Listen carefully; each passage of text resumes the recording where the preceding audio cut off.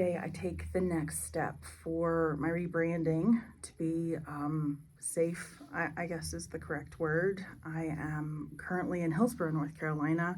I met Anna Williams from Cedar Grove Law when I came here actually for the Doug Payne dinner. There's videos, 3 quick questions and some other videos here with Doug, who was phenomenal.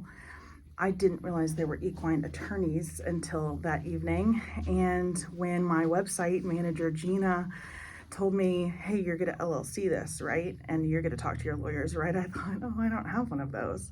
And I was like, Anna's going to help me out. And so I am here today, and Anna's going to help me out, where I forgot my notebook, but of course, Anna has it, and she's going to answer everything I need to know, hopefully, about what I need to do for Mindset Equestrian next to be safe and then financially safe. And then I have Shira, who's the financial advisor, will be my next step to chat with if I need to. And then we're gonna talk about liability forms. We're gonna talk about a few other things and just learn as much as we can.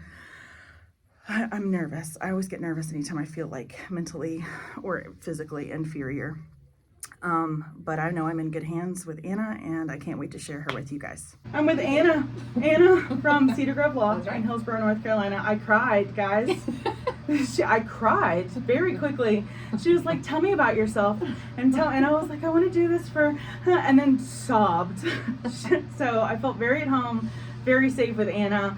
But I wanted to share, because I didn't know about equine attorneys until the night with the Doug Payne speech here.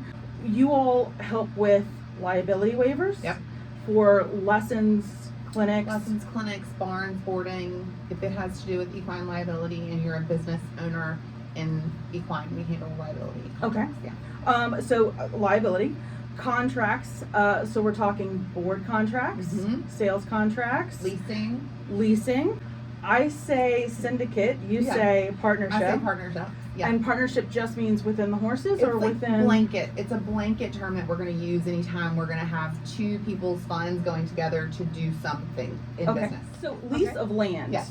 A lot of farmers don't know, and a lot of us don't know how to go about lease of land. Yeah. You help with that. We help with that. So we help people who aren't necessarily equine owners, but are land owners who would like to have horses on their land, to have agreements with other people who are in equine, or who, other types of farming too, but who want to convert property to equine property.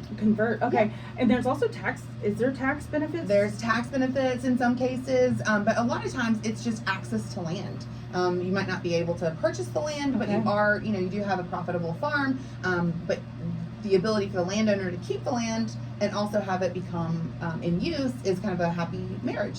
I love that. Yeah. Okay. We were also talking, I don't think enough people know, and I know that when we talk about passing on, a lot of people get very sensitive. There are agreements that can be pre-made. Yep. I've received a couple horses due to some owners passing, and I know I'm in a TOD. Is that what I'm in? Yeah. With another client or two. Yeah.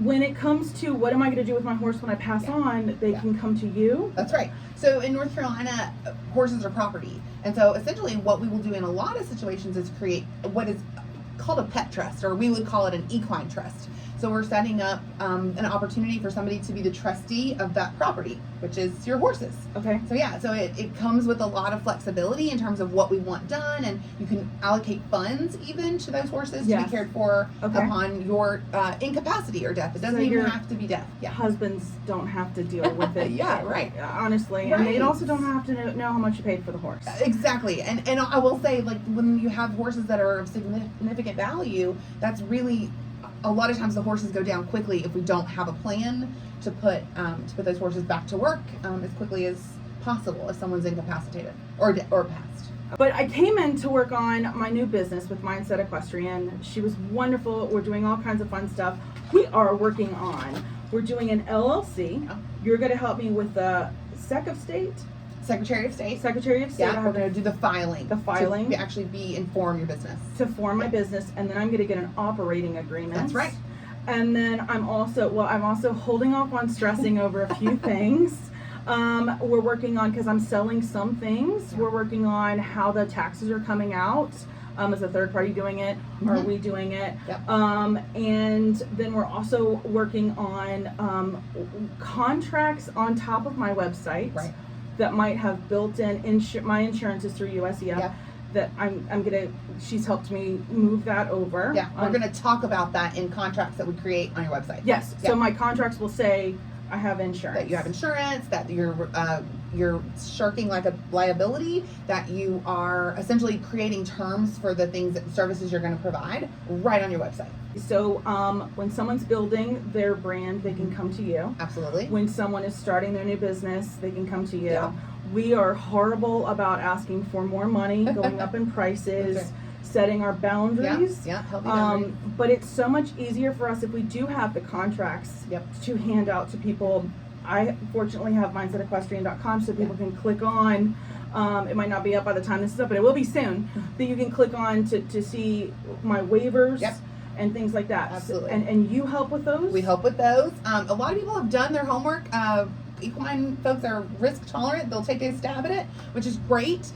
We oftentimes see really well constructed contracts, but we also see some really common pitfalls and some contracts that you might prepare on your own. So it's good to have an attorney look at it at least once, just to make sure it's doing what you intend for it to do, and then you're good for the most part. Yeah. I go to a lot of barns that don't have those warnings. You gotta have the warnings. Gotta have the warnings up. Yeah. And then we discussed, oh my God, that it's not the fall people that are gonna sue you. Yeah, It's like heart attacks and bee stings. Yeah.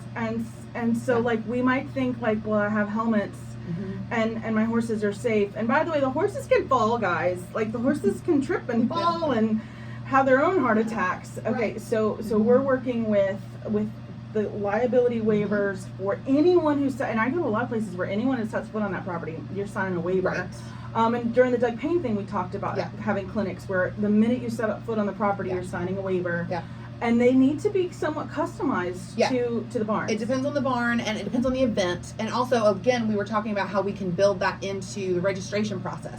So it doesn't have to be a piece of paper that someone signs when they come on the property. It can actually be when you're registering for an event. Even if you're an auditor for $10, it's okay to have that person when they register to sign waivers.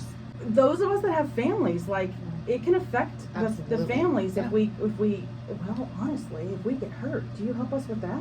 Well, we can help. I mean, that's one of the reasons we set trusts up, is because wills only contemplate death, but trusts contemplate incapacity, and we set up powers of attorney and things like that, so that if you have incapacity at any point, because sometimes you think incapacity is like forever, like an Alzheimer's diagnosis or something, but incapacity can be 3 months in the ICU. So we try to set up scenarios where we're protecting families, and businesses and families can keep going and running even though somebody's hurt. Do you recommend people just kind of call you, even if they're out of state? Do you help people that are out of So state? we service North Carolina, Alabama, and Tennessee. Yeah. Oh, Alabama. Yeah. Oh, having a rough year in Alabama. Okay. Tennessee, we like it's pretty. No offense to Alabama. Good luck to y'all. Love you, Alabama. Okay, so anyone can contact you from Yeah. those 3 states because you're not legally licensed in those legally states. allowed to. But we work with a network of estate planning attorneys, so we Okay. actually have access to attorneys across the 50 states. So if you call us, even if you're in Virginia or South Carolina, if you call, we can help you get to an attorney who does those things. Oh, okay. Anyone starting up? Anyone currently having it? Do you Absolutely. want to come in and look? Yeah, it's never too late to get started, is what I always like to say. So you may have a very successful business for years and just things got going and you didn't come in and do the things you needed to do, and that's okay. We can help you unravel what needs to be unraveled, but generally speaking, we can just create kind of that backstop that you needed to keep you moving and compliant with the law. How can everyone reach out to you? We're easy to find, cedargrove.law. cedargrove.law, and And they ask for Anna. And they can ask for Anna. Perfect. Yeah. Thank you. So I Thank really, you. I know. I This cry. was really fun. I'm gonna cry on every video from now on. But yeah, the dearest woman, and Oh, like, you're look how sweet. lovely this is. Yeah. You are moving offices. We're moving down the street. If you know Hillsboro, we're going to be across from Cup of Joe, which is the place in Hillsboro. Yeah. And if you watch Outlander, Hillsboro is mentioned a lot in Outlander. So come visit and have your family visit while you visit Anna and Cedar Right. Grove Law. Yeah. Thank you.